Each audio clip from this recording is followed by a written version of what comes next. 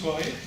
Je m'appelle Aurélien Caron et je suis donc président de l'association des anciens élèves du lycée Michelis, qui est l'association qui organise chaque année ce concours d'éloquence, et nous co-organisons avec le lycée le carrefour des métiers et des formations qui a lieu à l'automne. Je ne sais pas si certains d'entre vous dans la salle le connaissent, je sais que les lycéens qui sont là le connaissent pour y être allés. Et donc c'est le grand événement du printemps de notre activité annuelle, c'est ce concours d'éloquence. Donc je vais commencer par un certain nombre de remerciements, parce que je pense que c'est très important de le faire. Je voudrais d'abord remercier vraiment très chaleureusement les professeurs qui nous ont accompagnés toute l'année, parce que c'est un projet vraiment éducatif qui englobe l'ensemble de la communauté éducative du lycée Madeleine Michelis. Donc je voudrais remercier en particulier Dominique Chevanche, je ne sais pas où il est, je l'ai vu, il est là-bas. Dominique Chevanche, qui est professeur de lettres au lycée Michelis, et Christine Tellier, qui est là, au premier rang, qui ont été les professeurs de philosophie au lycée Michelis, qui ont été les professeurs qui ont accompagné les élèves dans leur préparation. Puisque ce qu'il faut savoir, c'est que le concours d'éloquence, ça commence dès le début de l'année scolaire, et ça se poursuit jusqu'à maintenant. On arrive à la finale aujourd'hui, et c'est grâce au travail des professeurs qui les ont accompagnés, les élèves que vous allez voir ce soir, nos 8 finalistes qui sont là, mais on va abréger leur souffrance bientôt, ne vous inquiétez pas. Alors, je dis ça pour rigoler, ça va très bien se passer.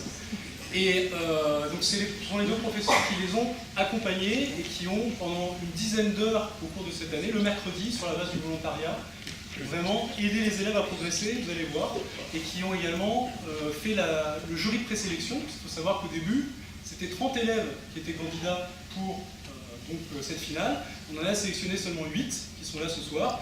Et le niveau était très bon, vraiment, je vous l'assure, et je pense que les gens qui étaient au jury avec moi de présélection seront d'accord avec moi pour le dire. Le niveau cette année a augmenté par rapport à l'année dernière. Donc ça se verra sans doute ce soir, j'en suis certain. Donc merci aux professeurs. Je voudrais également citer l'ensemble du corps préfectoral, notamment les professeurs de lettres. Je sais qu'ils incitent les élèves à passer le concours, même s'ils ne les forment pas forcément. Donc je pense notamment à Anne-Dominique Maignan, qui est devant moi au premier rang et qui est membre du jury. Yannick Moinet, je ne sais pas s'il est là ce soir, Monsieur Moinet. Marie Valin, qui est là. Merci beaucoup. Stéphanie Legendre, Marie Castagnier et Florence Badini, qui est là également et qui, avec les cours de théâtre, contribue à la préparation du concours d'éloquence, puisque certains de ses élèves ont participé et il me semble sont finalistes. Ouais, on les verra tout à l'heure. Le corps préfectoral, c'est n'importe quoi, excusez-moi. C'est une formation professionnelle, je m'excuse beaucoup. Le corps professoral, un grand merci à vous ce soir. Je voudrais remercier également la direction du lycée, en particulier le proviseur que vous connaissez tous, Eric Alexandre, qui est là ce soir, qui est membre du jury. Eric, merci beaucoup, puisque tu nous accompagnes vraiment depuis des années, depuis 2013 maintenant. Ça fait 6 ans, on commence à être un vieux couple. Et puis, j'espère qu'on ne va pas se séparer tout de suite. Mais merci beaucoup pour toute l'aide que tu nous apportes dans les événements qu'on organise. Merci d'être là ce soir. Et Anne Claudel également, qui est l'adjointe du proviseur Eric Alexandre, qui nous aide énormément dans l'organisation depuis plusieurs années. Et je tiens à préciser que ce soir, le petit buffet qui vous attendra à la fin a été fourni par le lycée Madeleine Michelis. Donc c'est le lycée qui nous a donné ce buffet. Ce sont les agents du lycée qui sont venus pour l'apporter ici. Donc je les remercie, merci de sa partie. Vraiment merci à l'ensemble de la direction et aux agents du lycée. Je voudrais maintenant vous présenter le jury, puisque ce sont les membres du jury qui nous font l'amitié d'être là chaque année. Il y a eu du renouvellement par rapport à l'année dernière. Cependant, il y a des gens qui restent, et on est content de les voir rester. Donc je pense d'abord à Madame le maire, Brigitte Fourré, qui est, je le rappelle toujours, membre de l'association des anciens élèves du lycée Michelis. Merci beaucoup d'être là, Madame le maire, parmi nous, de présider le jury du concours. C'est vraiment important pour nous, pour les élèves, pour les professeurs, pour la direction du lycée, pour moi, pour l'association des anciens élèves de vous avoir. Voilà, donc Brigitte Fourré qui préside le jury. Nous avons un invité d'honneur cette année, qui est Jean-Baptiste de Froment, qui est au premier rang. Voilà. Jean-Baptiste est l'auteur du livre État de nature. Il nous a fait l'amitié cet après-midi de donner une conférence devant les élèves du lycée Madeleine Vichlis concernant son livre, puisque Éric Alexandre organise, et il me semble que c'est dans le cadre du parcours droit et sciences politiques, des conférences de manière régulière pour les élèves. Et Jean-Baptiste est venu spécialement de Paris ce matin pour donner une conférence sur son livre État de nature. On en reparlera un petit peu après, vous verrez pourquoi. Merci Jean-Baptiste d'être venu, d'être là. Tu es également mon collègue. Je suis très heureux de t'accueillir à Amiens ce soir. Il y a également M. Benoît Mercuzot, qui est là ce soir, qui est élu à la ville et à la métropole d'Amiens, mais qui est également doyen honoraire de la faculté de droit et sciences politiques d'Amiens. Il nous a, Picardie Jules Verne, il nous a semblé très important qu'on ait également une représentation du milieu universitaire, puisque l'éloquence au départ, c'est comme une tradition de la faculté de droit, que certains d'entre nous connaissent particulièrement bien dans cette salle. Merci à vous, M. Mercuzot, d'être là. C'est votre première participation au jury, peut-être pas la dernière, j'espère. En tout cas, merci beaucoup. Éric Alexandre, qui est membre du jury également, professeur du lycée, j'en ai parlé. Nous avons également Éric Delcroix, qui était là l'année dernière et qui rempile. Ça charme pour rester au lit, c'est moi qui lui ai demandé. Je le fais avec bien volontiers. Éric qui est avocat au barreau d'Amiens, qui représente les avocats, la plaidoirie, la parole, la capacité à s'exprimer en public. Et donc, le but, c'était d'avoir un jury divers avec des personnes qui sont à la fois magistrates, des personnes qui sont représentantes politiques, des universitaires, également des personnes qui représentent le barreau. Merci beaucoup Éric à nouveau là cette année. Anne-Dominique qui est également là, Mingan qui est là, désolé pour qui représente les professeurs, avec Christine Tellier, qui sont toutes les deux professeurs au lycée Madeleine Vichlis. Merci également d'être là. Et le dernier membre du jury, c'est Mathilde Toussaint, qui est au premier rang, qui est membre du bureau de l'association des anciens élèves du lycée Vichlis, qui est très active depuis des années pour l'association des anciens élèves, à mes côtés, qui a participé au jury de sélection du concours d'éloquence. Je la remercie d'être là, c'est vraiment très gentil, Mathilde également. Donc ça nous fait un beau panel. Il me semble que j'ai oublié une personne. Si, j'ai oublié une personne. C'est Bertrand Perrier, que vous connaissez, puisqu'il était là l'année dernière, qui est avocat à Paris, au Conseil d'État à la Cour de cassation. Malheureusement, M. Perrier est bloqué dans le train entre Paris et Amiens. Il doit être au niveau, je ne sais pas. Ah, il arrive à 19h22. Donc il prendra le train en marche, je peux dire. Et donc il nous rejoindra malheureusement. Il essaie d'être là. Voilà. Si vous savez comment sont les liaisons entre Amiens et Paris, c'est pas toujours facile. Et actuellement, c'est compliqué. Donc il arrive, il court, il vole. Donc sans plus attendre, j'ai déjà trop abusé de votre patience. Je déclare ouvert la finale du concours d'éloquence du lycée Madeleine Vichlis. Et je vais demander à nos 8 finalistes de s'avancer, puisque nous allons procéder à un tirage au sort, comme l'année dernière, pour savoir qui débutera. Donc il y a 8 papiers, normalement, si j'ai bien compté, avec un numéro. Je vais vous demander de tirer quand tu démarres.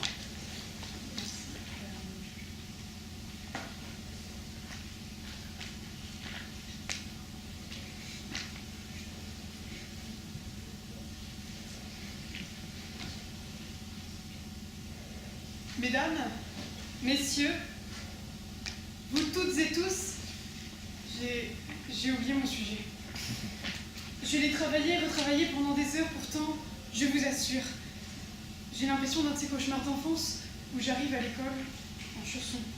Voilà, c'est ça, je suis en chaussons devant vous, sans chaussures et sans sujet. Probablement même en pyjama au vu de l'énormité de la faute. En pyjama, au concours d'éloquence. La honte, face à tout ce public, face à tous ces jurés honorables. Pourtant, je me souviens parfaitement du chemin sur le labyrinthe de la boîte de céréales ce matin, à gauche, encore à droite, puis à gauche, mais je ne parviens pas à me souvenir de mon sujet. Absurde la mémoire, elle amasse un nombre incroyable de choses inutiles, mais ne permet pas de faire émerger l'idée que je cherche. Comment ai-je pu tout oublier ? Oh, ça y est, je l'ai, mon sujet. Faut-il tout oublier? Non, bien sûr que non.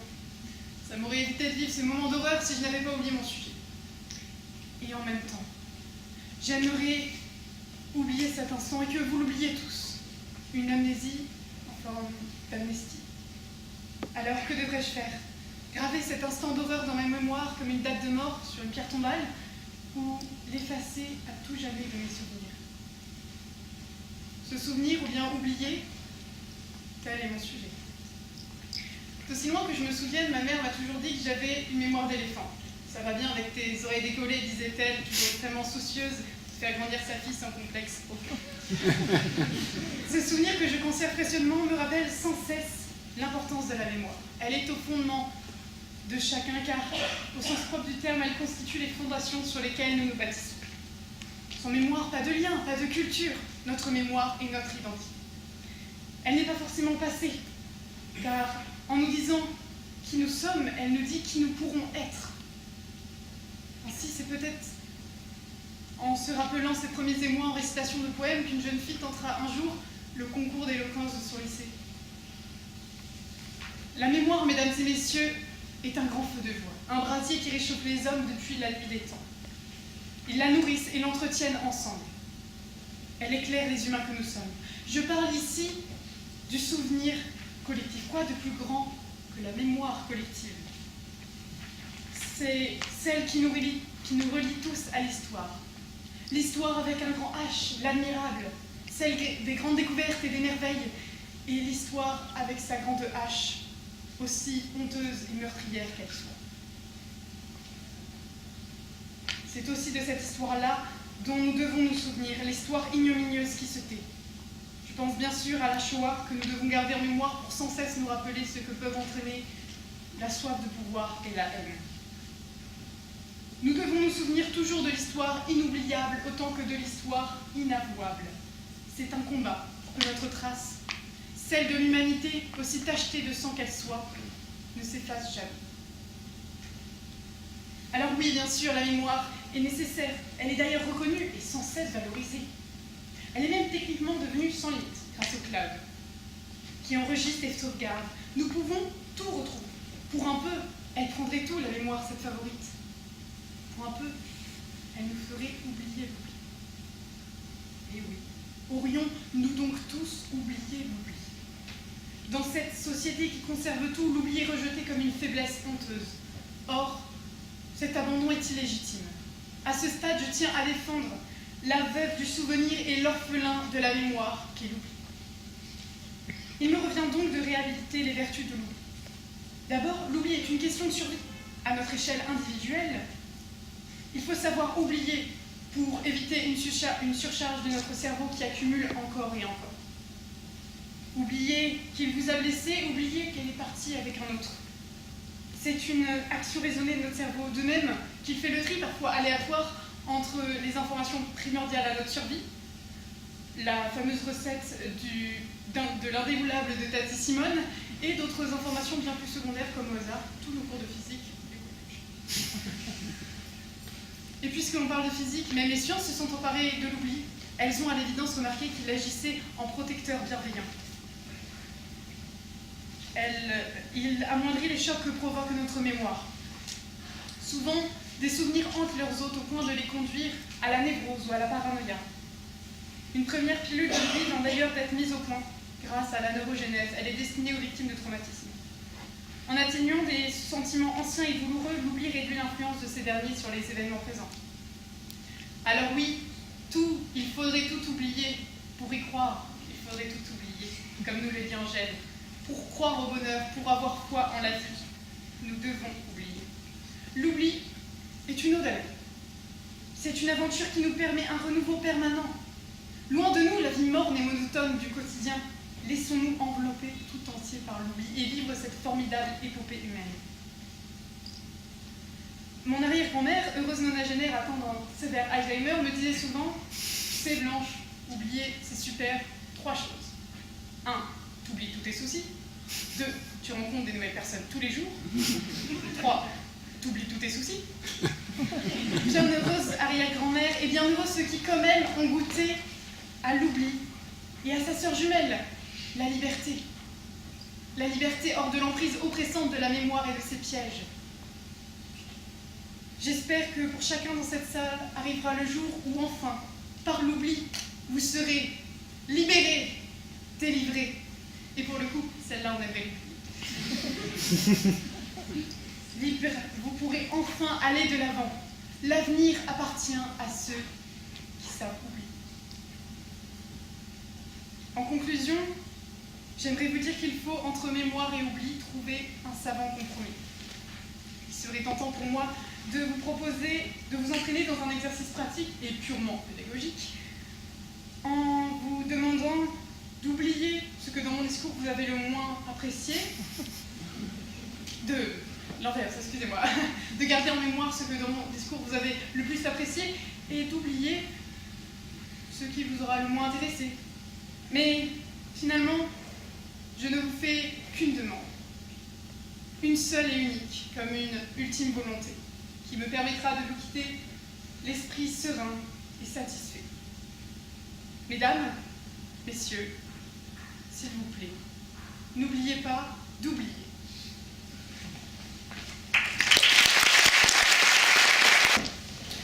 Attends-le. 2. On a tous craint quand on était jeune qu'il y ait quelque chose qui se cache dans le noir, n'est-ce pas? Aujourd'hui, tout ça nous semble bien loin.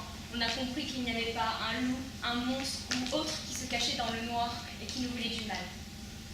Mais en fait, rien à craindre. Enfin, tous. Hormis quand on a regardé la veille un film d'horreur et qu'un clic pourrait nous rappeler Chucky ou Annabelle, qui pourrait nous attendre sagement dans votre chambre pour venir lentement vous tuer.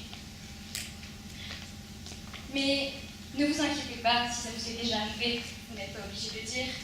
On craint tous quelque chose. Des personnes, des objets, des phénomènes qui pourraient être source de danger. Mais devrions-nous vivre avec ces craintes en nous? Quand vous entendez ce clic, une partie de vous se dit « Oh mon Dieu, s'il vous plaît, je suis trop jeune pour mourir !» L'autre se dit « Bon sang, arrête de t'inquiéter, il n'y a rien, le vide, le néant, rien. » Marie Curie dirait même « Il n'y a rien à craindre. » Mais la crainte est quand même bien l'un des piliers de l'instinct de survie. Même la science le dit. Pourquoi voit-on des visages dans le ciel alors que ce sont juste des nuages? Parce qu'au cours de l'évolution, ceux qui ont vécu assez longtemps pour survivre étaient ceux qui s'exposaient le moins en danger, en le voyant partout. Et oui, mesdames et messieurs, nous sommes les héritiers de pleutres.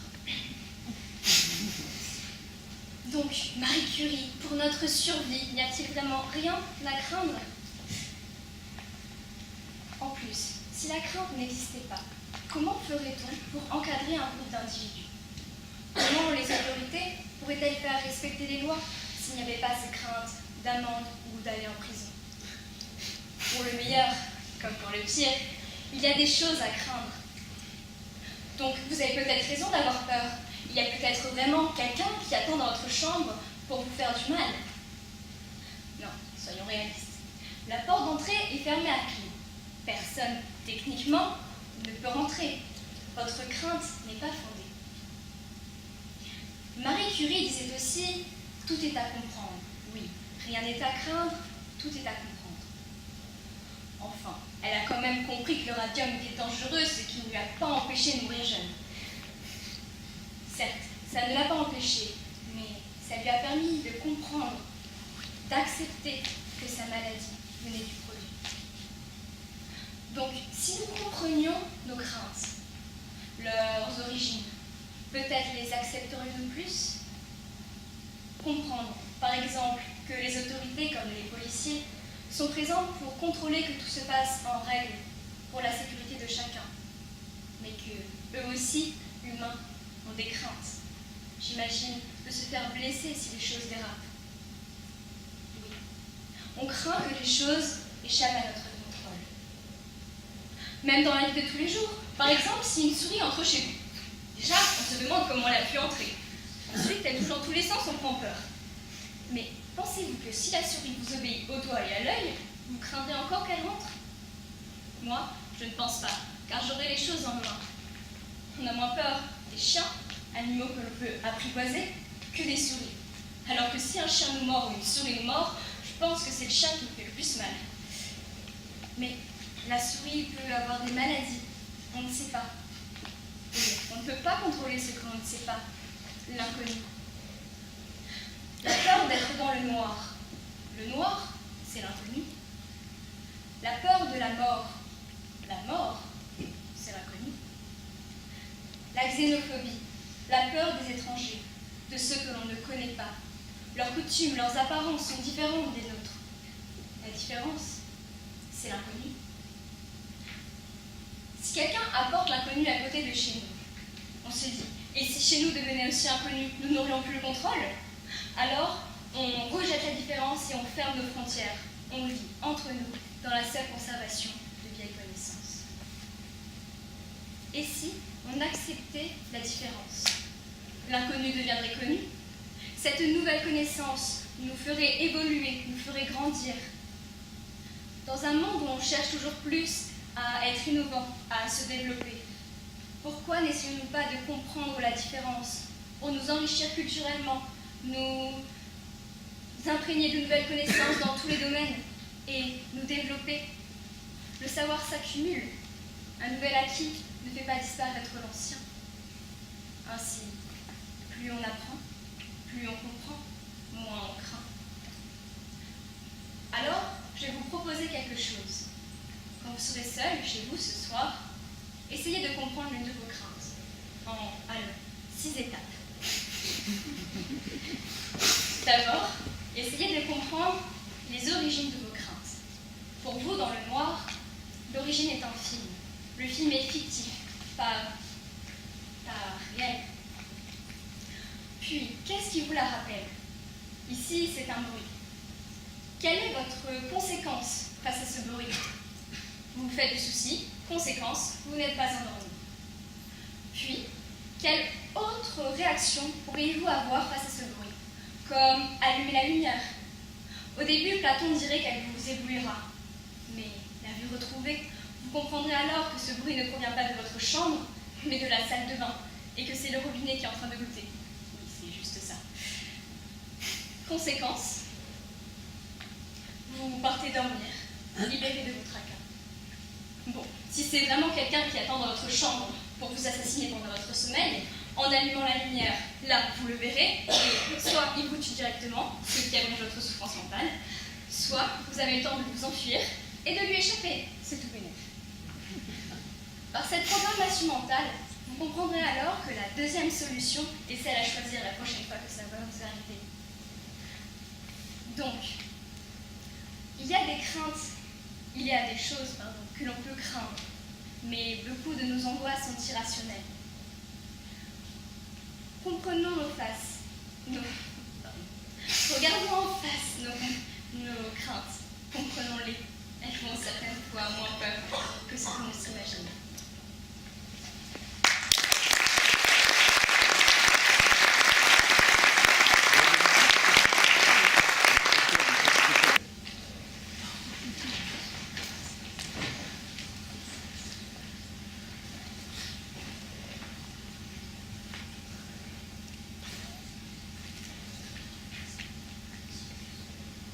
Changer d'avis comme de chemise.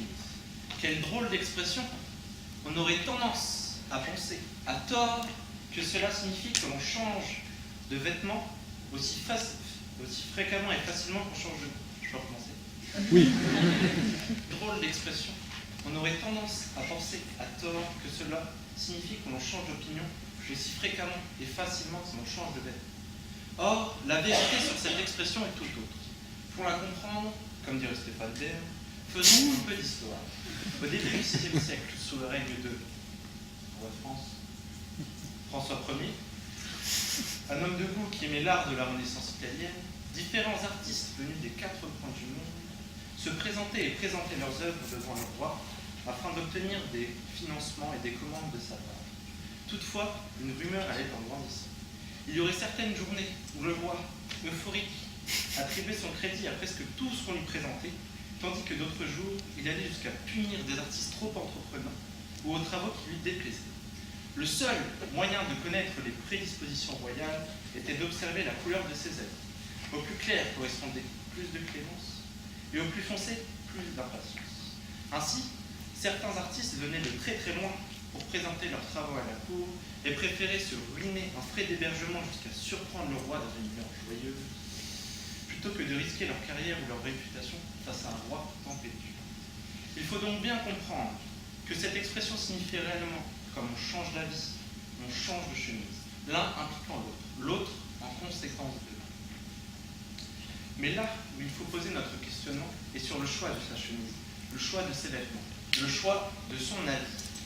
Faut-il changer d'avis comme de chemise en raison d'une question de propreté? Tout d'abord, il est intéressant de se demander si nous pouvons parler de propreté d'une idée ou d'un avis. En langage courant, dans le dictionnaire, la propreté est nom féminin, caractère de celui ou celle qui est propre, net, sans trace de souillure. La propreté permet d'obtenir des propriétés particulières de certains matériaux, par exemple pour obtenir la transparence des fibres. En conséquence de cette définition, la propreté d'un avis pourrait se définir comme une idée claire, transparente, honnête, franche et sans altération. Mais au fond, tout le monde va avoir un avis qui respecte une certaine hygiène, qui soit le plus clair et le plus honnête possible. Au cours de notre vie, nous allons grandir, c'est-à-dire qu'on va changer physiquement. Il va donc nous falloir de plus grands vêtements, de nouvelles chemises. Chemises froissées ou mal lavées sur un vieillard, sans doute un berger. Chemise blanche que tout le monde va porter au concours d'éloquence. Chemise noire de prof de philo, souvent mal rasée, ou rasée au couteau. Chemise du lundi bleu, monotone sur un employé un peu trop économe. Chemise hawaïenne, chemise des vacances, qui montre bien qu'on a de la chance. Chemise à col Mao, on peut voir directement qui sont les plus beaux. Chemise matelassée, souvent portée par les gens plus âgés. Chemise sombre, sous un linceul, dans un tombeau, où l'on ne sera plus que seul. Mais durant notre vie, durant nos différentes chemises, nous allons changer d'avis, ce qui va par conséquent influencer notre tenue. En clair, c'est le cas de le dire quand on parle de propreté. Il faut changer d'avis pour rester propre d'esprit. Quand nous grandissons, nous avons souvent une plus grande ouverture d'esprit qui évolue avec le temps, une meilleure vue sur nos opinions, sur ce que nous voulons, sans doute un meilleur horizon, un plus clair. Il est donc important que notre avis change pour une vision plus propre, un avenir plus soyeux. Cela peut vous paraître un peu étrange, flou et abstrait.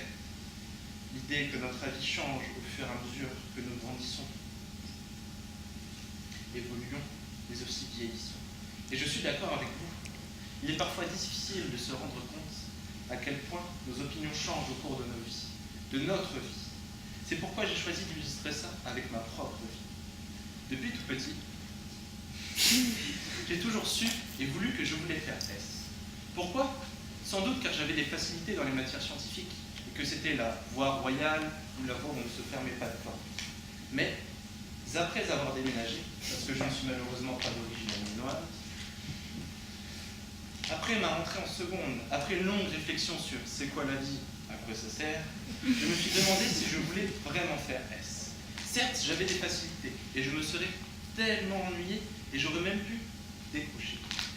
Nous le savons bien, le travail et l'ennui ne passent jamais par la même porte, disait Benjamin Delessert.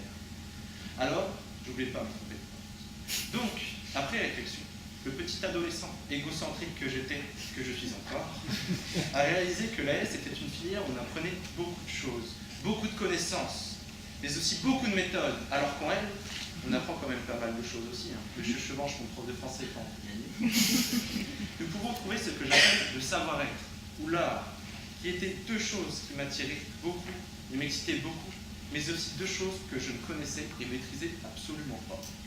C'est pourquoi, par choix ou par amour du risque, j'ai choisi la filière littéraire. J'ai changé d'avis et j'en suis très content aujourd'hui. Il est certain que ce changement d'avis est décisif dans mon orientation. Et il est possible que je rechange d'avis encore une fois. Rien ne nous empêche de remettre une ancienne chemise. C'est bien pourquoi je pense qu'il faut changer d'avis comme de chemise, car c'est bien une question de clarté, une question d'hygiène, une question de propreté. J'espère aussi que j'ai réussi à faire changer d'avis certains futurs littéraires dans la salle ce soir. Et je pense qu'avant de changer d'avis ou de chemise, le mieux que nous puissions faire, c'est d'en discuter. Car le mieux que nous puissions faire, c'est d'être d'accord pour ne pas l'être.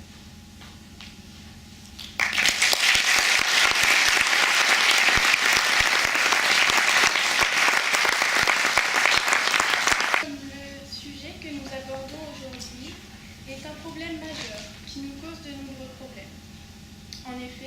Ce sujet passionne les Français, les rassemble comme les sépare, et menace même de mettre à feu et à sang notre société.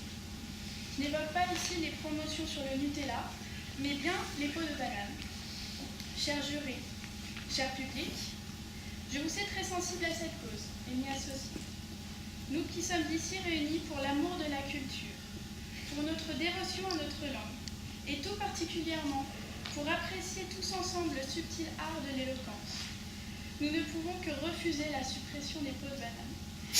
Enfin, vous rendez-vous compte de la menace qui règne sur notre patrimoine? Supprimer les pots de banane, c'est renier toute notre histoire. C'est leur refuser tout ce qu'elles nous ont apporté. Oui, les pots de banane nous sont essentiels. Là, je vous entends trépigner. Limette, dis-nous pourquoi. L'occasion de faire languir Bertrand Tavernier est tentante. Mais je ne vous prends pas pour des bananes. Et vous êtes capable d'arriver à cette conclusion par vous-même. Les bananes sont les clés de la communication. Alors non, je n'évoque pas ici notre habilité à faire de ce fruit un téléphone, mais plutôt son omniprésence à travers les époques. La banane regroupe à elle seule de nombreuses périodes artistiques et s'est fait connaître sous toutes ses émotions. Simple et patiente, en nature morte chez Braque et Gauguin, mais aussi engagée et révoltante. En tant que figure du pop art, la banane se faisant alors symbole de la société de consommation de ces supermarchés. Elle nous fait parler et nous questionner. La banane est pratique. Son enveloppe, à laquelle nous sommes si attachés, la rend transportable et fait d'elle un encas idéal, à tel point que Philippe Catherine nous a un jour dit « Laissez-moi manger ma banane tout nu sur la plage ». Je vous sais envieux de cette situation idyllique. D'ailleurs, qui ne rêve pas en ce moment même d'être allongé sur du sable fin à déguster une délicieuse banane plantée? Peut-être une bonne partie de vous, mais ce n'est pas une histoire de goût, ni même d'allergie, mais plutôt de pression sociale. Et oui, comme si l'inégalité salariale pour un même travail, le besoin de se justifier de ne pas vouloir d'enfant, devoir constamment se demander si sa tenue est appropriée, voire même décente, n'était pas suffisant. Manger une banane en public n'est pas recommandé pour une femme. Je vous entends déjà dire « Oh, ils en font toujours tout un plat ». Mais imaginez, ou souvenez-vous seulement, tous les regards malsains lancés à une femme dégustant une banane. Alors, on invente des stratagèmes pour faire au regard embarrassant. D'abord, on a la technique dite des sushis. Celle-ci consiste à découper des petits bouts de banane avant de les manger. Ensuite, on a la stratégie du miroir. On provoque l'entourage par des remarques lubriques qui sont généralement appréciées et permettent d'attirer l'attention sur autre chose. Mais cela nous fait réaliser que le problème, ce n'est pas les pots de banane, ni même les bananes, ou encore moins tout objet phallique, mais plutôt le jugement de notre société. Enfin, laissez-nous éplucher délicatement notre fruit, consommer sa chair, et acharnez-vous plutôt sur le patriarcat. À moins que cela ne bouleverse trop l'équilibre auquel nous tenons tant. D'ailleurs, c'est peut-être pour ça que nous voulons renoncer à l'enveloppe des bananes. On a trop peur de tomber et rompre toute une vie bien balancée. Pourtant, on ne fait que glorifier la chute. Il faut savoir tomber pour mieux avancer. Remonter à selle pour ne pas craindre les chevaux. Tomber 9 fois pour se relever 10 fois.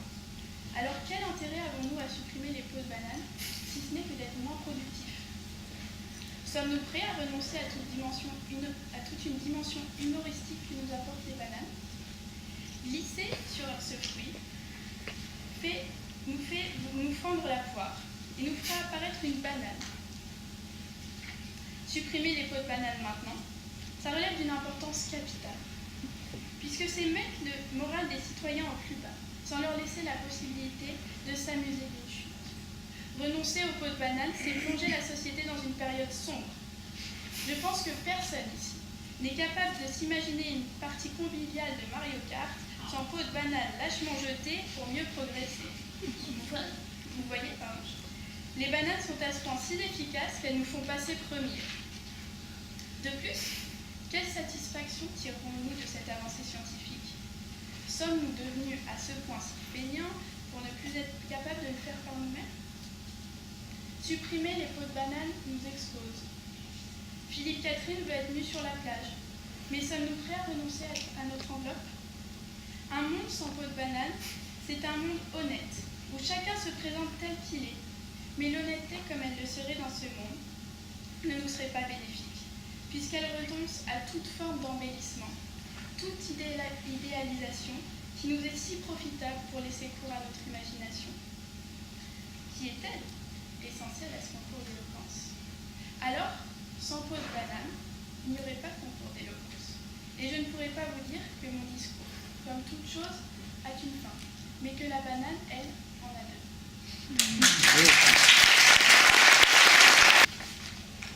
Vie éteinte, mort, sinistre, terrible.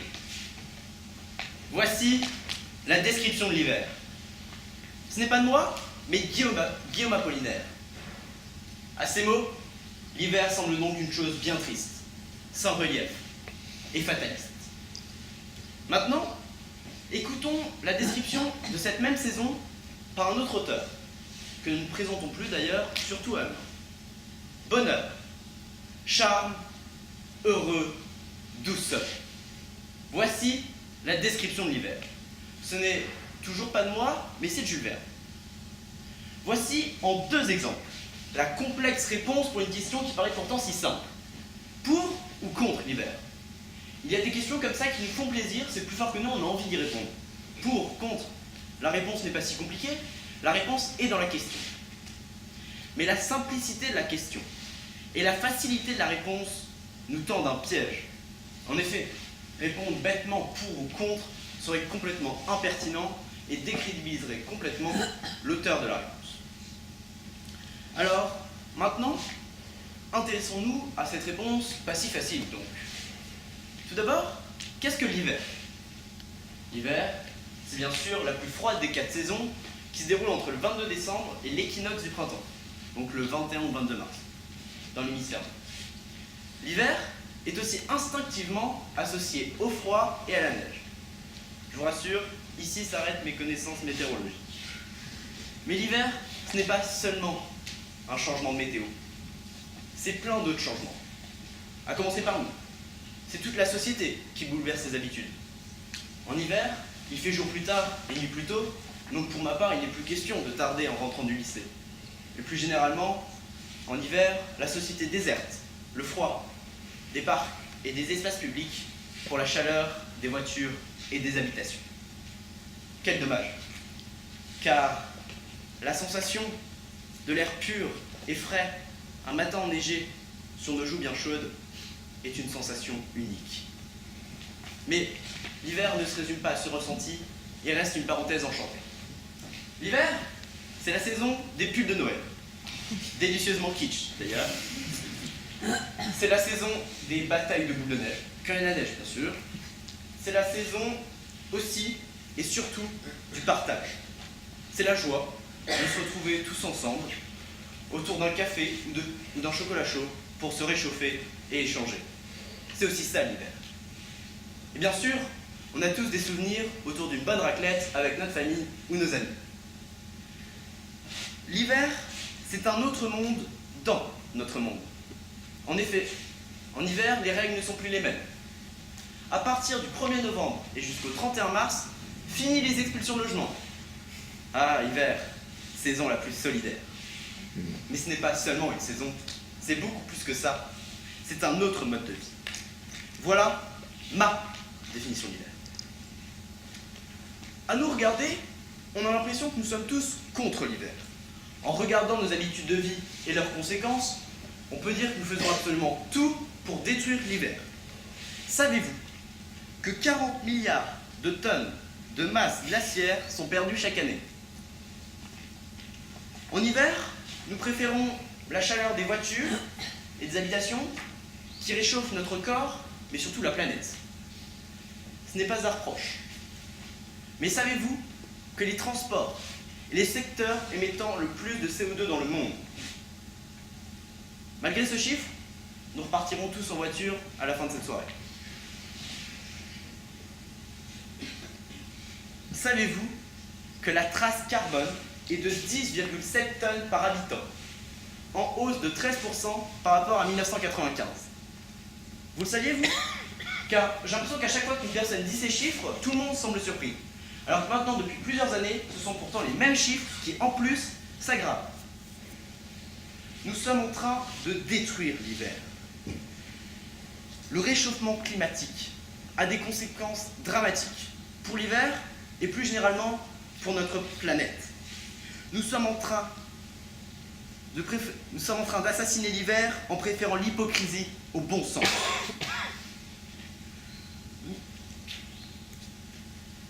Nous préférons le dérèglement climatique avec des températures complètement aléatoires en oubliant toute règle et toute saison.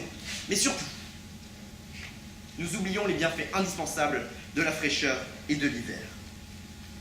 Je suis désolé pour ceux qui le pensent, mais un hiver sans froid, ce n'est plus un hiver. Une piste de ski sans neige, ce n'est plus une piste de ski. Une raclette sous 25 degrés, ce n'est plus une raclette. Si nous ne faisons rien, c'est pourtant ce qu'il va arriver. Ces bienfaits, ces petits bonheurs, qui n'arrivent que très peu en une année, il serait dommage de les perdre à tout jamais. Ce n'est pas une pour ou contre l'hiver. Ce n'est pas une question sans conséquence. C'est une question de vie ou de mort. Il n'y a pas besoin de gilets jaunes et de grands débats pour se rendre compte de l'état de notre planète. Quand certains pensent que le réchauffement climatique est une aberration, ou d'autres disent que c'est n'importe quoi, ces mots doivent nous faire réagir vite et bien.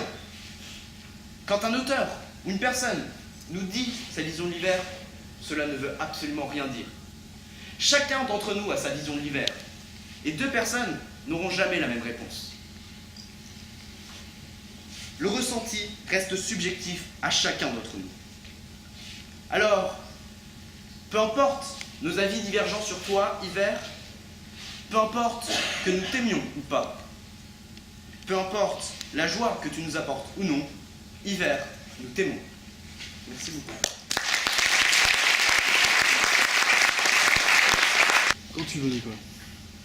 Ce fut la semaine passée les festivités de Pâques, avec les petits cadeaux de mamie, la chasse aux œufs, le chocolat à foison. Mais bien sûr, vous n'avez pas oublié d'aller à la messe pour festoyer la résurrection de Jésus. Il faut que je vous raconte une petite histoire. Jésus, fils de Dieu, meurt crucifié par les Romains. Thomas n'était pas avec les autres apôtres lorsque Jésus vient le soir de Pâques.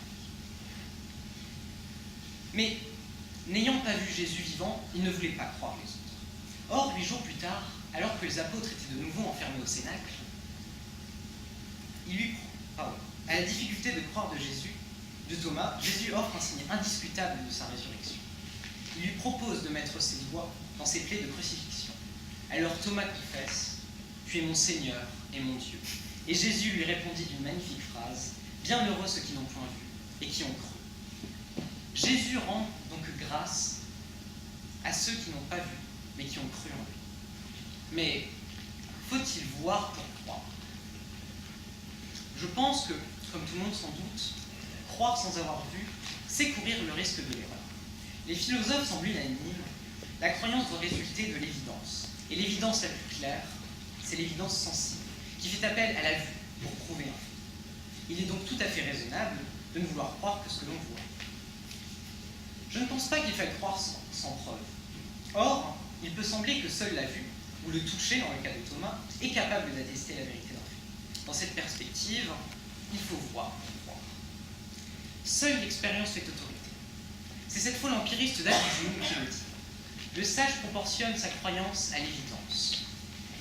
C'est l'expérience qui donne autorité au témoignage humain.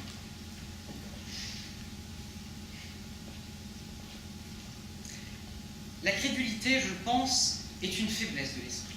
Et c'est souvent par paresse intellectuelle que je crois sans croire. Il est tout à fait légitime d'affirmer avec Thomas d'Aquin « Nous croyons quand nous voyons qu'il faut croire. Dans tous les autres cas, nous risquons l'erreur. » Je vais reprendre les termes exacts de la Bible. Thomas, l'un des 12, n'était pas avec eux lorsque vint Jésus. Il leur dit, si je ne vois pas dans ses mains la marque des clous, et si je ne mets pas mon doigt à la place des clous, et ma main dans son côté, je ne croirai pas. Dire « je ne crois que ce que je vois », c'est refuser de faire confiance à de prétendus maîtres de vérité. C'est vouloir vérifier par soi-même. Et un tel projet est tout à fait justifiable. Mais on n'a pas besoin de croire ce que l'on ne voit pas. Quand on sait, il n'est pas nécessaire de croire. C'est peut-être pour cela que la perception est si souvent trompeuse et mensongère. Elle s'annonce comme une certitude, alors qu'elle n'est que confiance irréfléchie. La croyance n'est pas affaire de vision. Non. S'il est vrai qu'on ne croit que ce que l'on voit, il faut ajouter qu'on ne voit que ce que l'on regarde. Et on ne regarde que ce que l'on voit. Ce qui veut dire que la croyance est un choix. C'est quand je ne sais pas que je crois. Et choisir de ne croire que ses yeux, c'est quelquefois choisir la facilité et abdiquer devant les difficultés de l'analyse et de la réflexion qui exigent que les apparences soient dépassées. La vue est souvent trompeuse. C'est parce que je voyais le soleil se lever et se coucher que j'ai longtemps cru que c'était lui qui tournait autour de la Terre. Ne croire que ce que l'on voit, c'est souvent être victime de l'illusion. Et, en ce sens, une telle attitude n'est pas justifiable aux yeux de l'intelligence. Il est des choses que je dois croire sans les voir. Si j'attendais de voir pour croire, je serais constamment renvoyé à une expérience personnelle qui n'est pas toujours possible. Comme le dit mon professeur d'histoire, je dois croire ce que tout le monde croit, que Charlemagne existait, quoique je ne l'ai vu. Je dois croire aussi ce que me disent les savants, par exemple, que la molécule d'eau est formée de 2 atomes d'hydrogène jointes à un atome d'oxygène. Ce n'est que lorsque je ne sais pas que je suis amené à croire. Souvent, voir, c'est imaginer savoir. Il est parfois préférable de croire sans voir sur la foi de preuve plutôt que de réserver sa confiance au seul sens. Alors, ne faut-il croire que ce que nous voyons? La réponse est résolument négative. Nous ne pouvons nous limiter à notre perception si nous voulons tenir pour vraies certaines affirmations. Et pour les besoins de notre vie pratique, et pour nous en tenir à ce qui est le moins discutable, nous ne pouvions faire autrement que d'accorder une certaine confiance à des affirmations qu'aucune expérience ne vient corroborer. Certes, il faut garder un esprit critique et bien distinguer entre les diverses affirmations que nous sommes portés à tenir pour vrai, à croire. Cet esprit doit nous servir à remettre en question nos croyances, nos convictions et même nos certitudes. Nous avons le besoin de croire au-delà de ce que nous voyons. Et nous avons le devoir de douter si nous cherchons la vérité de ce qui nous apparaît comme le plus évident. La croyance, c'est l'attitude de l'esprit qui adhère à un énoncé ou à un fait, sans pouvoir en administrer la preuve complète. Ainsi, la croyance peut-elle correspondre à tous les degrés de probabilité, de l'opinion la plus vague à la vérité scientifique passée dans la mentalité commune. Aujourd'hui, tout le monde croit que la Terre est ronde, sauf quand on est américain. Mais c'est pourquoi l'on doit dire sans doute que la question n'est pas tant de savoir s'il faut ou non ne croire que ce que l'on ne voit pas, elle est de déterminer sur les raisons qui peuvent légitimer nos croyances. En effet, comme le dit très bien Maurice Blondel, croire, c'est joindre à des motifs qui paraissent suffisants pour justifier un assentiment intellectuel. Cette part de conviction qui va non plus d'un sujet connaissant à un objet connu, mais d'un être à un autre être. Croire, c'est savoir faire confiance. Et cesser de s'imaginer qu'il suffit de voir pour savoir, car il vaut mieux souvent croire celui qui sait, plutôt qu'en croire ses yeux.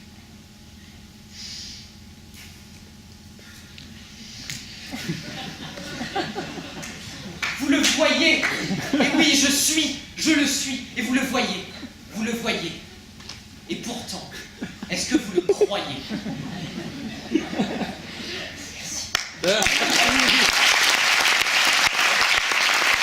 Ou eau de Cologne.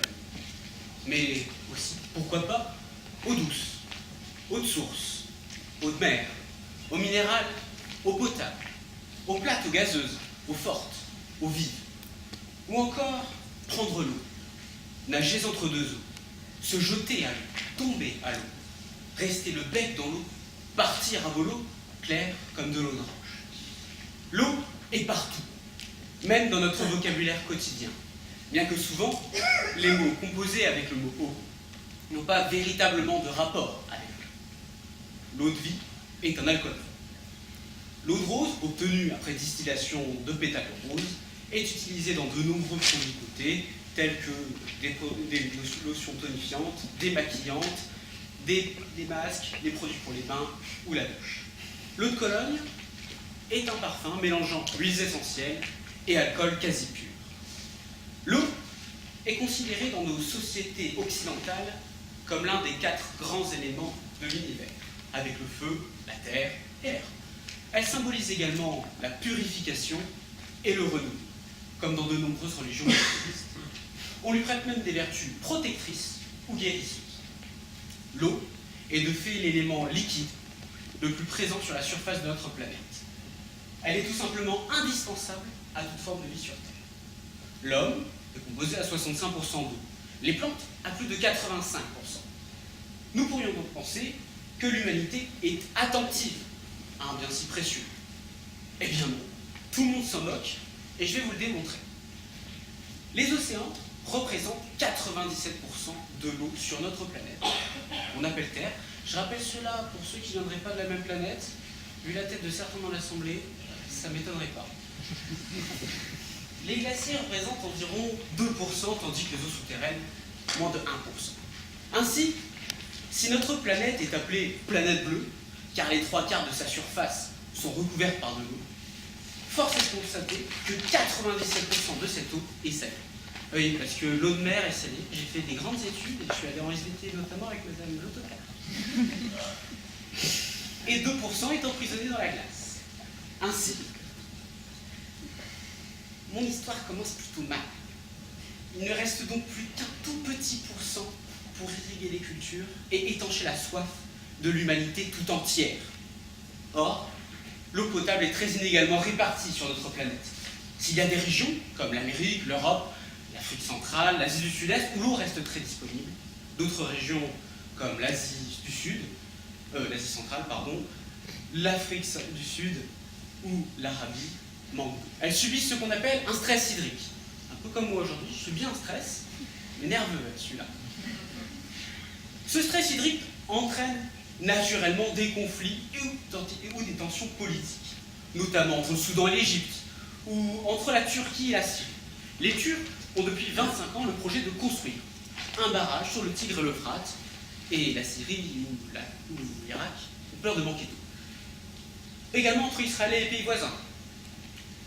Tensions sur le contrôle, liées au contrôle de l'eau sur le plateau de Golan. Israël pompe des nappes en Cisjordanie et sur le plateau de Gaza, entraînant la colère des Palestiniens. En Haïti, provoquant des tensions internes en ce pays. L'eau étant un bien si précieux, on peut espérer que les pays qui en bénéficient en fassent le meilleur usage possible. Naturellement, que nul. Voilà une expression ancienne qui ne serait pas pour déplaire à notre président de la République. Prenons la France, par exemple. En France, les distributeurs de l'eau, Veolia, Suez, fournissent en moyenne 5,5 milliards de mètres cubes d'eau par an. En France, toujours, c'est la production d'énergie qui utilise le plus d'eau, à savoir 59%. 18% sont destinés à l'utilisation humaine, 12% à l'agriculture, et notamment pour l'irrigation, et 10% pour l'industrie. En tant qu'habitant sensé, jeune, dynamique et responsable, que fais-je donc de l'eau qui m'est ainsi attribuée? Oui, il y a de quoi se poser la question. J'ai pas l'impression de consommer tant que cela. Et pourtant, d'après le CNRS, un Haïtien ou un Malgache consomme 20 litres d'eau. Un Français moyen comme moi en consomme 137 litres. Que puis-je donc faire de toute cette eau potable? C'est simple, on en fait tout, sauf la boire. Logique, non? Eh oui. 39% de l'eau s'écoule tranquillement le matin dans ma douche, alors que je tente péniblement de me lever. 34% va dans nos éviers pour préparer à manger, laver la vaisselle, les sols ou le linge. 20% de l'eau potable, oui, j'ai bien dit potable, est destinée à nos toilettes. Et 6% sera destiné à laver nos voitures, vélos, scooters, arroser notre jardin, remplir nos piscines, pour ceux qui en ont une, maman, je compte sur toi. Hein. Et 1% seulement sera bu par nos soins. 1% seulement de l'eau potable. Eh ben ouais. Parce que moi je fais comme beaucoup de gens, hein. L'eau potable qui par définition est l'eau que l'on peut boire sans souci pour la santé, ben moi je la bois pas. Logique, non? Eh oui, je trouve un mauvais goût. Et puis, Dans notre belle région agricole, j'ai peur des nitrates. Bien que je sache que l'eau, avant d'arriver dans mon verre, elle subit plus de 60 contrôles. Hein. Donc j'achète des bouteilles d'eau minérale, qui me coûtent 300 fois plus cher qu'une bouteille d'eau potable tirée du robinet. Toujours logique. Et je me moque ainsi qu'on produise 6 milliards de bouteilles plastiques par an, étant rappelé que chacune d'entre elles nécessite 3 litres d'eau. Logique, toujours. Et je parle pas ici du transport de ces bouteilles, hein, ou de la libération des produits chimiques plastiques libérés dans les bouteilles chauffées, tel que cela a été prouvé par des récentes études. Rien qu'en France, ces bouteilles représentent 240 000 tonnes de déchets plastiques par an. Et moi, je ne change rien. En un mot, je reste cohérent et serein. Pourquoi ne serais-je pas d'ailleurs? Calme et serein, après tout ce que je viens de rappeler. Quand même pas parce qu'un enfant meurt toutes les 5 secondes de maladie liée à l'eau et un environnement insalubre quand même. Mon petit exposé durera environ 7 minutes. À peine 100 enfants morts. Nous peut de quoi remplir un Airbus. Non, plutôt un Boeing, c'est eux qui se crachent en ce moment. Pas parce que 361 enfants de moins de 5 ans meurent chaque année de diarrhée causée par un accès inadéquat à l'eau quand même. Pourquoi m'en soucierais-je? Selon l'UNICEF, toutes causes confondues, diarrhée, choléra, gastroentérite, infections diverses, en vrai, ce manque d'accès à l'eau potable cause annuellement seulement 1,8 million de victimes de moins de 5 ans. Et sur 6,5 milliards d'êtres humains, 4 milliards connaissent des pénuries d'eau sévères au moins une fois dans l'an. Et cela va pas en s'arrangeant. Dans le monde, et notamment en Chine, l'activité économique s'accroît, ce qui entraîne naturellement une augmentation de la consommation. Or, les réserves d'eau, elles, n'augmentent pas. Ainsi, d'ici 2025, on considère que 63% de la population mondiale sera soumise au stress hydrique. Et pendant ce temps-là, je reste serein et cohérent. Je fais pipi, tranquille, dans l'eau potable. D'ailleurs, en préparant mon petit discours, lors d'une pause qu'on qualifie très pudiquement de naturelle, une pause pipi quoi, je me suis amusé à faire un petit parallèle. Absurde, naturellement, car il venait de moi, il ne pouvait pas en être autrement. Mais si un adulte moyen a besoin d'1,5 litre d'eau par jour, et que ma chasse d'eau nécessite 6 litres d'eau, chaque fois que je tire la chasse d'eau, je tue potentiellement 4 personnes. Cool! Eau de vie, eau de rose ou eau de Cologne. Chacun sait ici que l'eau est à l'origine de la vie, et que le cycle de l'eau est actuellement gravement perturbé par l'homme et la civilisation industrielle. Pour autant, que faisons-nous pour préserver ce bien si précieux? Les besoins augmentent, pas les ressources. Il faudra soit y remédier, soit s'adapter. À défaut, comme le disait le très grand poète et énorme philosophe Jean-Claude Van Damme, nous, dans 20-30 ans, il n'y en aura plus. À qui ne profite-t-il jamais? Alors, pour répondre à cette question, il faut avant tout en répondre à une autre. Où placez-vous votre curseur entre bien et mal? À partir de quel moment estimez-vous que le bien n'est pas suffisant ou le mal trop grand? Vous avez mon discours pour y réfléchir. En de grâce 1193, dans le grand royaume d'Angleterre, sous le règne de Richard Cœur de Lion. Ce dernier ayant été fait prisonnier lors de croisades, son frère Jean en profite pour prendre le pouvoir et usurper la couronne d'Angleterre. Il règne alors en véritable tyran. Il affame la population et il l'écrase sous les impôts afin de financer son plaisir et son bon vouloir. Et non, je ne veux rien dire de violent au début de mon discours. Enfin. Un noble, Robin, jeune, courageux, décide de se soulever, de tenir tête à cet usurpateur, ce dictateur, ce voleur. Pour échapper aux soldats de Jean, Robin se réfugie alors dans la forêt de Sherwood, où il rencontre des brigands avec qui il se lie d'amitié et forme une coalition contre Jean. Pour venir en aide aux plus pauvres dans la nécessité, Robin dérobe alors au riche roi pour redistribuer à la population.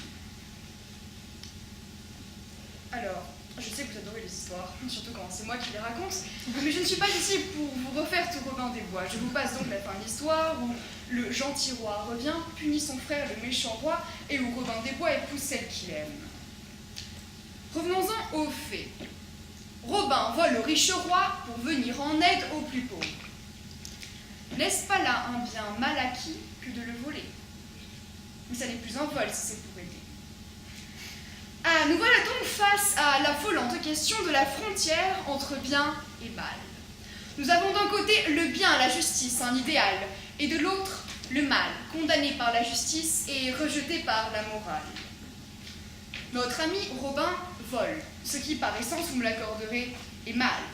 Mais ils volent pour aider, ils volent pour la bonne cause. Et ils passent donc de l'état de scélérat voleur à celui de bienfaiteur, justicier, ami du peuple.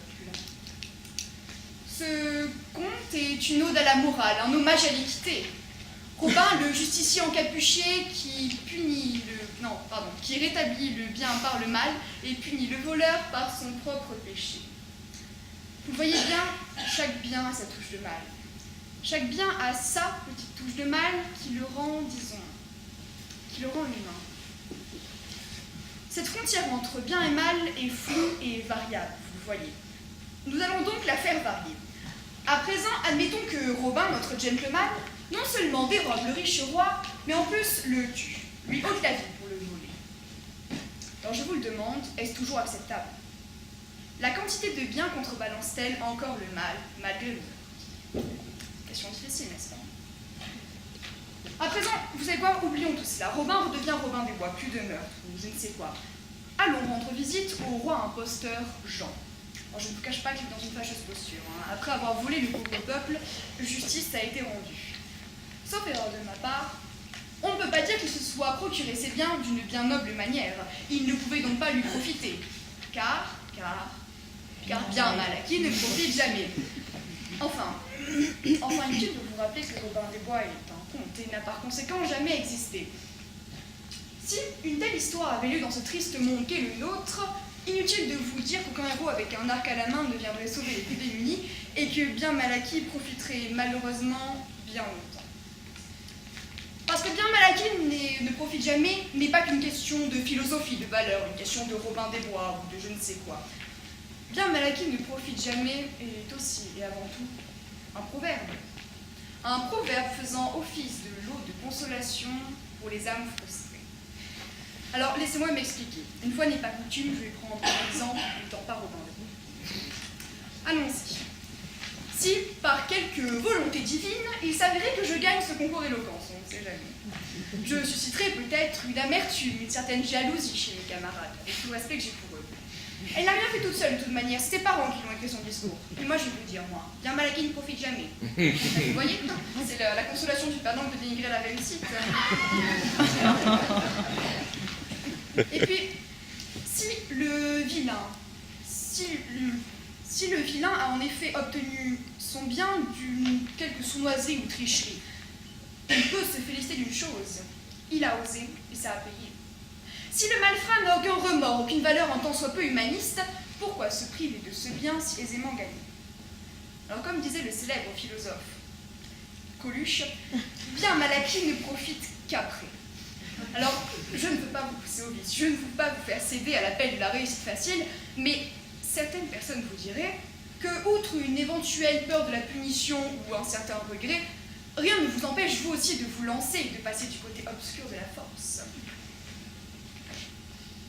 Certaines personnes vous diraient également que Robin des Bois n'existe pas et qu'il n'y a aucun risque, allez-y. Alors, je ne peux pas vous assurer tout risque, ou vous assurer tout risque, pour ceux qui ont la référence. Enfin bon, Platon disait, le plus grand mal, à part l'injustice, serait que l'auteur de l'injustice ne fait pas la peine de sa faute. Et comme Platon a toujours raison, toute injustice ne reste pas infiniment impunie, cela fait partie des risques du métier. Ah mais attendez, mais l'éloquence aussi appelle à ce proverbe. Mais oui, on peut accuser l'éloquence de duper les esprits simples, de manipuler les foules pour son compte, pour ne pas citer les hommes politiques. Au fond, l'éloquence, c'est l'art du bien mal acquis, et cela profite. Vous savez que ça profite, c'est pas mal. J'aimerais finir ce discours, ou vous appelez-le comme il fussiez, en rappelant que ce proverbe repose sur la cupidité de l'être humain, sur son avidité de vouloir posséder toujours plus, même s'il doit pour cela nuire à autrui. Ce proverbe nécessite deux personnes, comme deux facettes de l'humanité. Une, égoïste, n'hésitant pas à se procurer ses biens de manière mauvaise, et l'autre, généralement victime, ne pouvant rien faire d'autre pour sa défense que de clamer au vide et à qui de l'entendre, que bien mal acquis ne profite jamais, et que les inégalités se renverseront un jour. Ma question est donc, laquelle de ces deux personnes êtes-vous? À quelle facette de l'humanité appartenez-vous? Merci. évidemment, comme dirait Romain Gary, le propre d'une promesse de l'aube, c'est d'avoir la vie devant soi. Et à cet égard, vous êtes évidemment très bien né et vous n'avez que du bonheur à avoir dans la vie qui vous attend, parce que vous avez le talent qui distingue les esprits supérieurs. Et vraiment, quel bonheur de vous entendre, c'est infiniment rassurant et joyeux. Donc on s'est écharpé, on a tué quelques-uns d'entre vous. Bon, évidemment, au physique, c'est lui qui a gagné, hein, donc vous vous imaginez bien, c'est pas moi. Et on a fait de la façon suivante. On a distingué un trio de têtes. Et ensuite, on a considéré que ça n'avait ni de sens ni de justification que de classer au-delà, puisque les quatrièmes sont tous quatrièmes ex aequo, parce que voilà, c'est trop long, trop compliqué, encore une fois, il y avait trop de...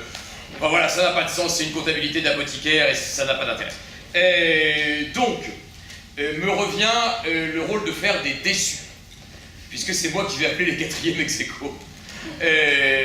Donc je vous dis, il va y avoir des quatrièmes ex aequo, et il y en a par hypothèse 5.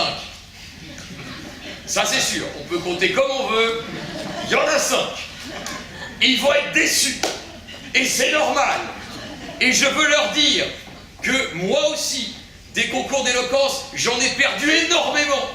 Donc vous êtes dans la fraternité de la défaite avec moi. Et ça fait plaisir, vous voyez. Parce que eux, là, ceux qui gagnent, ils gagnent même les élections. C'est vulgaire de gagner. Parce qu'après on fait des travaux, ça fait chier tout le monde, enfin, vous voyez.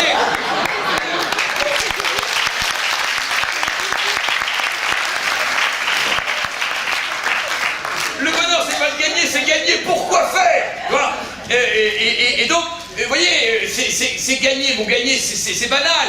C'est perdre pour revenir. Et pour revenir l'année prochaine, pour reconcourir. Parce que vous voyez, la fille qui a gagné l'année passée, elle n'est pas là, elle est peut-être dans le public. Enfin, somme toute, ce soir, elle n'a pas de vie. Alors que vous avez une vie. Ceux qui reviendront l'an prochain, c'est quand même une occasion de repasser une bonne soirée. Je reviendrai, je reprendrai le TER, je redécouvrirai la commune de Breteuil-en-Branchement, dont je ne soupçonnais même pas l'existence, dont je ne soupçonne toujours pas l'existence physique d'ailleurs. Je sais qu'elle existe, c'est une friche au milieu de nulle part. Et maintenant, je sais que ça existe, c'est que mon appréhension de la ruralité française s'est accrue de façon déterminante grâce à vous et grâce surtout à ceux qui vont perdre, parce que je reverrai Breteuil-en-Branchement grâce évidemment à votre amitié.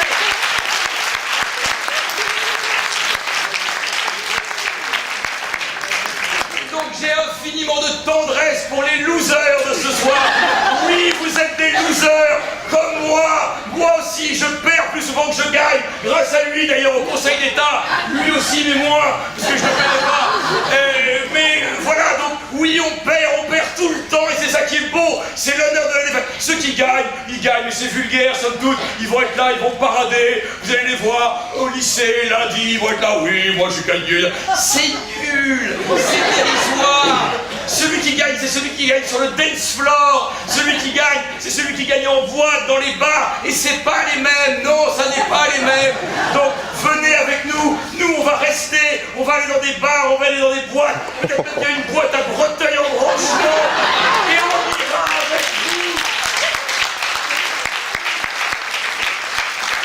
Et on n'emmènera pas les gagnants qui resteront là à bouffer leur soupe dérisoire en révisant leurs cours, en pensant que ça va servir à quelque chose, mais ça sert à rien, à rien. Regardez-moi, moi je les ai révisés, voyez où j'en suis. Honnêtement, ça fait pas envie. Je suis petit, gros, chauve et avocat. Honnêtement, soyez gogo dancer, enfin faites quelque chose de vos vies. Et donc venez en boîte avec nous et vous verrez comment Aurélien Caron chauffe la piste dans des conditions invraisemblables qui rendent assez lointain le jury du concours d'éloquence. Donc on va oublier tout ça. Ce que je veux dire dans l'oubli, c'est que bien évidemment il va y avoir des déçus. Et c'est normal.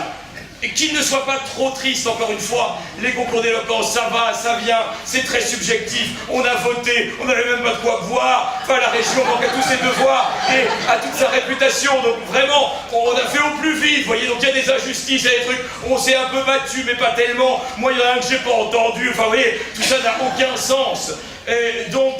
Voilà, donc ceux qui seront déçus, ne soyez pas trop déçus parce que on se reverra l'an prochain, et donc ça c'est formidable. Et ceux qui ont gagné, bah, ne soyez pas trop contents parce qu'honnêtement quand vous voyez la brochette du jury, ça amène à relativiser. Donc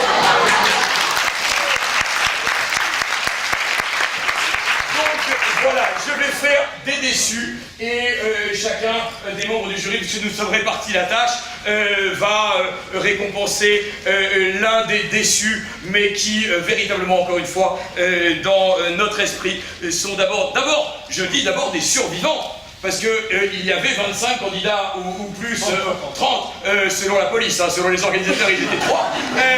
Mais ils sont d'abord, donc vous êtes déjà des survivants des phases éliminatoires, et puis vous avez fait ça, c'est merveilleux, gratuitement, sans idée de points, de quoi que ce soit. Vous allez avoir des bons FNAC, c'est-à-dire des trucs ridicules, mais on ne pouvait pas vous offrir des vrais cadeaux.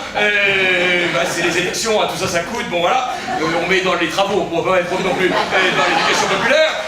Donc évidemment, on a des bons FNAC pour tout le monde, je crois, de toute façon, pour tout le monde. Oui, la mairie est merveilleusement généreuse. Donc, j'appelle au titre des déçus. Alors, je dis une chose très importante. Je vais appeler les déçus, mais sans aucun ordre. C'est-à-dire qu'ils sont vraiment 4e ex aequo et l'ordre que je vais donner est totalement aléatoire. Je ne sais pas si c'est l'ordre de passage, mais c'est l'ordre qui a été écrit par Aurélien Caron. Ça veut dire que c'est aléatoire. Hein. Donc, vraiment, je sais même pas, voilà, j'ai pas l'ordre, c'est tous ceux qui sont 4e ex aequo. Alors, 4e, ça me fait mal, hein. Je suis dans la souffrance, là je vous amuse depuis 5 minutes, mais là c'est là maintenant que les cœurs saignent et que, voilà, c'est terrible, ça me fait mal, En plus, la réalité c'est que je suis pas d'accord avec tout, et je vais appeler des gens que j'aurais bien mis sur le podium, mais ça c'est la démocratie, vous voyez, c'est pas toujours le meilleur qui gagne, hein. Voilà, on le sait bien. Donc, allez, les déçus. Mais les déçus, mais ce sont des glorieux, parce que ce sont des orateurs. J'ai assez fait monter la sauce.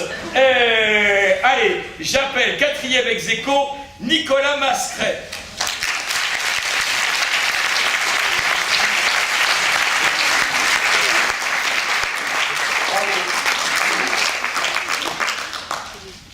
Juste un petit mot, moi je souhaite à nouveau remercier l'association des anciens élèves du lycée Michis et notamment notre ami Aurélien pour cette organisation, et je crois qu'on peut aussi l'applaudir.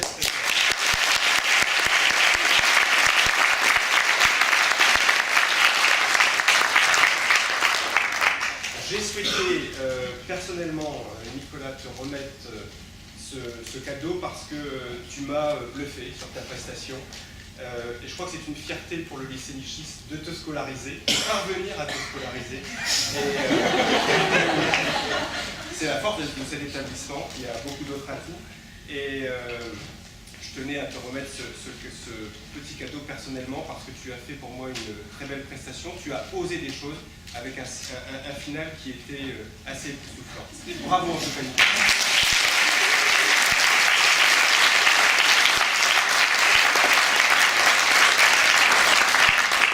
Allez, 4e ex aequo aussi, Élise de Roy.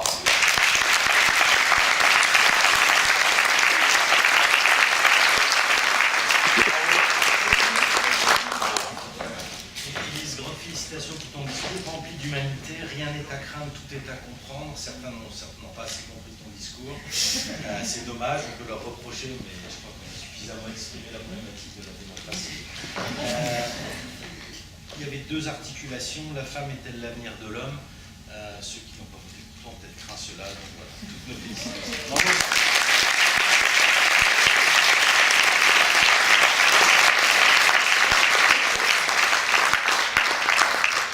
Quatrième ex aequo également, Robin Laurent.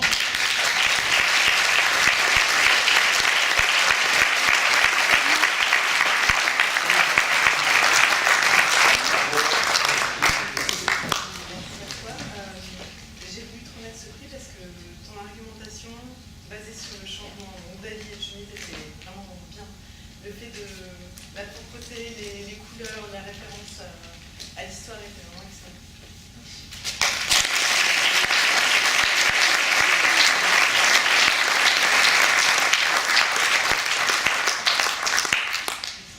Quatrième encore, Simon Guibert.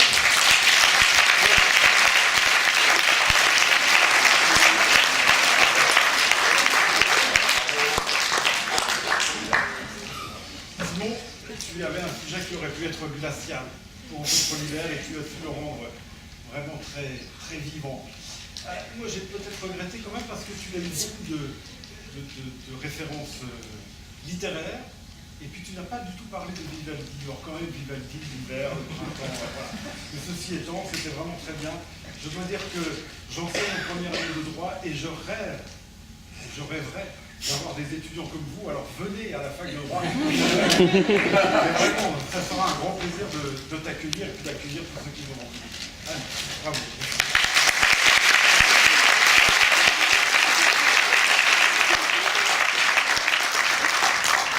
Ah, ça me coûte un peu de le dire, mais bon, allez, tant pis, on a une petite relation personnelle. Quatrième ex aequo, Pierre Delplace.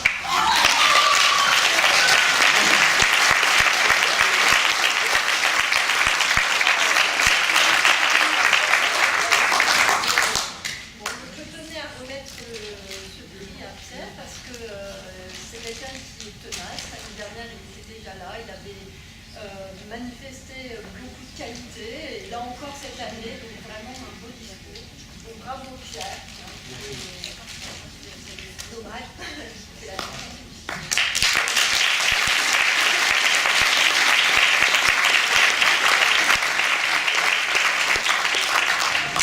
Et donc, vous aurez compris, parce que maintenant il y a un suspense totalement insoutenable, que le podium est un podium exclusivement féminin.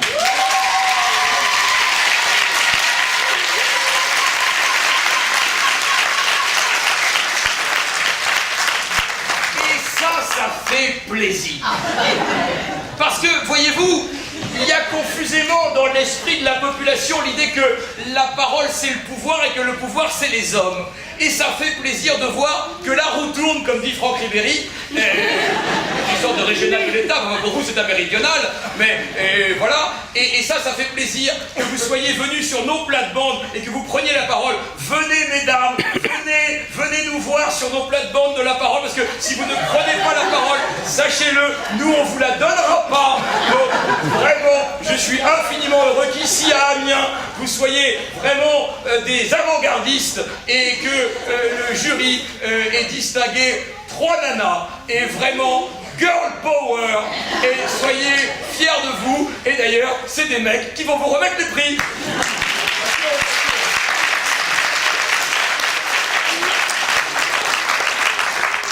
Alors, c'est à moi que le jury a demandé de remettre le 3e prix. J'aime pas beaucoup faire ça, parce que ça me rappelle évidemment des mauvais souvenirs, parce que j'ai beaucoup perdu de concours d'éloquence, etc. Mais un 3e prix, c'est vraiment exceptionnel. Donc, le 3e prix du concours d'éloquence, j'ai jamais fait un du lycée Madeleine Michelis, est décerné à Guillemette Franck.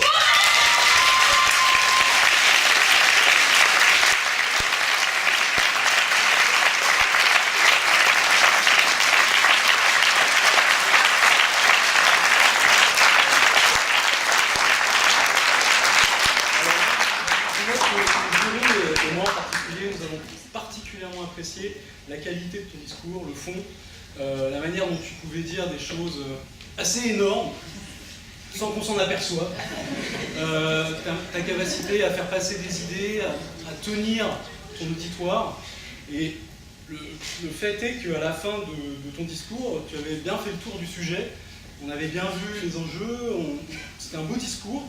Et moi, je n'arrivais pas à trouver de questions. D'ailleurs, tu as dû t'en apercevoir, tu étais là sur scène, et puis le jury était un peu bouche bée, sans être capable de formuler une question. Donc bravo, c'est une des grandes capacités de l'orateur, c'est à faire en sorte qu'une fois qu'on a terminé, il n'y a pas vraiment de questions, tout a été dit. Félicitations à toi, bravo.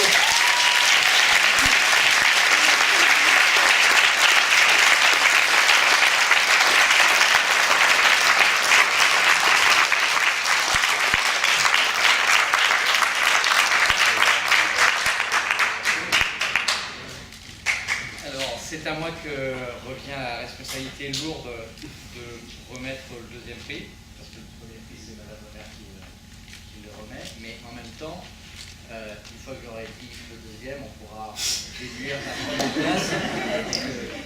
En fait, ma position est assez stratégique. Je suis assez content parce que tout à l'heure, j'ai fait une petite conférence, discussion avec Aurélien sur mon livre. Et à un moment, dans mon livre, il y a une vieille dame qui annonce qu'on va arriver à la gynocratie, c'est-à-dire au pouvoir des femmes, et que les hommes, maintenant, la partie masculine de l'humanité est foutue.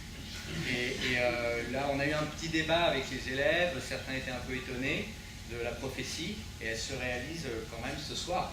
Et sans truquer, hein, les dés n'étaient pas pipés, on était même un peu gênés, mais juste, tout était serré, mais on a dû quand même se rendre à l'évidence. Et le trio de tête est féminin. Alors, j'ai la responsabilité d'annoncer que le deuxième prix de ce concours d'éloquence 2019, Madeleine Michny, est attribué à Jeanne.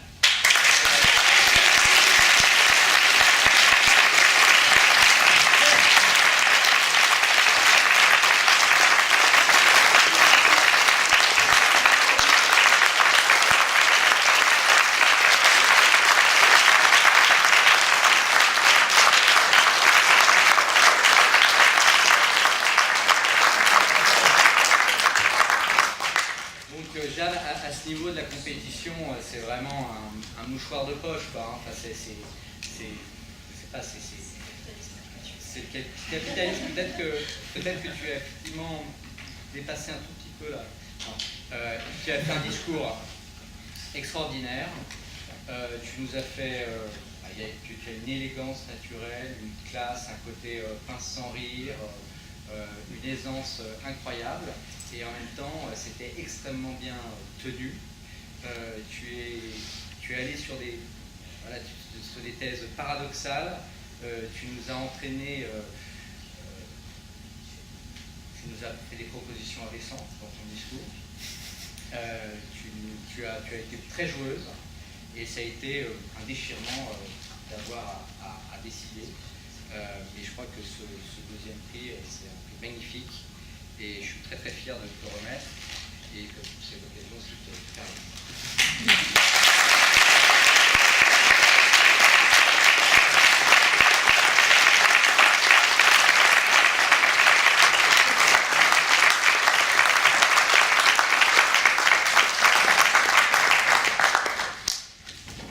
Alors je crois qu'il n'y a plus vraiment de suspense, mais en tout cas je suis très heureuse d'abord de participer pour la seconde fois ce jury, qui est vraiment d'un extraordinaire niveau. Moi, ce que je voudrais dire d'abord à tous les jeunes qui ont concouru et à tous les autres, c'est que à leur âge, jamais je n'aurais été capable de faire ce qu'ils ont fait les uns les autres. Jamais, jamais. Parce que si jamais j'aurais imaginé être à la place à laquelle je suis aujourd'hui, mais ça c'est une autre histoire. Et donc je suis très fière de ce que vous avez réalisé tous, parce que je me dis qu'il y a énormément de talent dans notre ville et ça me fait évidemment chaud au cœur. Alors je vais avoir le grand plaisir d'accueillir le premier prix de ce concours d'éloquence du lycée Madeleine Michny 2019. Donc c'est Blanche.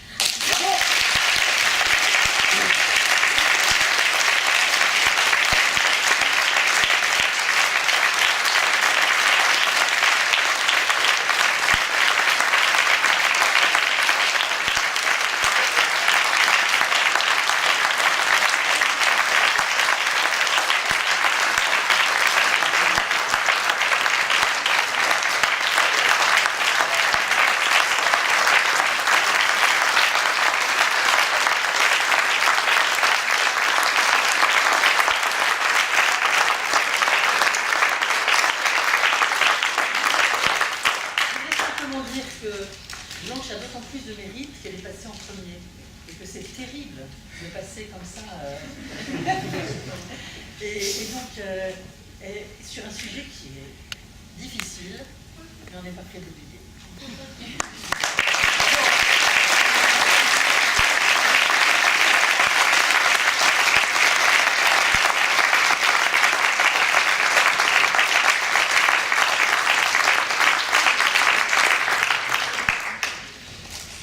Bien, merci à tous d'avoir assisté à ce concours. Un grand merci. On a prévu, grâce au proviseur Eric Alexandre... C'est pas moi qui fais la cuisine. Non, mais c'est lui qui nous l'a donné très gentiment. Un petit pot, donc si vous voulez bien nous rejoindre, ce sera vraiment avec plaisir. Merci d'être venus si nombreux ce soir, ça fait vraiment chaud au cœur. C'est beaucoup de travail, beaucoup de personnes qui m'ont fait. Merci au jury encore une fois, à chacun et chacune d'entre vous. Merci à vous. Et je voudrais également remercier, petite précision, le concours a été financé, l'association a été financée grâce à un financement participatif. On est moderne, on a fait un petit crowdfunding, comme on dit, sur Ulule. Et merci à chacun et chacune d'entre vous, il y en a beaucoup dans la salle qui ont donné un petit peu d'argent pour rendre ce concours possible. Et merci à tous. Vraiment, bonne soirée et venez discuter avec nous, c'est vraiment un plaisir. Merci.